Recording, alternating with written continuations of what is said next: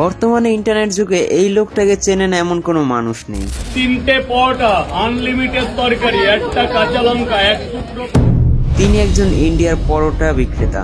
শুধুমাত্র পরোটা বিক্রি করেই এতটা জনপ্রিয়তা লাভ করেছেন। এই পরোটার নাম হলো রাজুদার পকেট পরোটা। 20 টাকা দিয়েছিল 3টি পরোটা এবং আনলিমিটেড ভাজি। এই খাবার বিক্রি করে আচমকা প্রচুর পরিমাণে জনপ্রিয়তা লাভ করেন রাজুদা।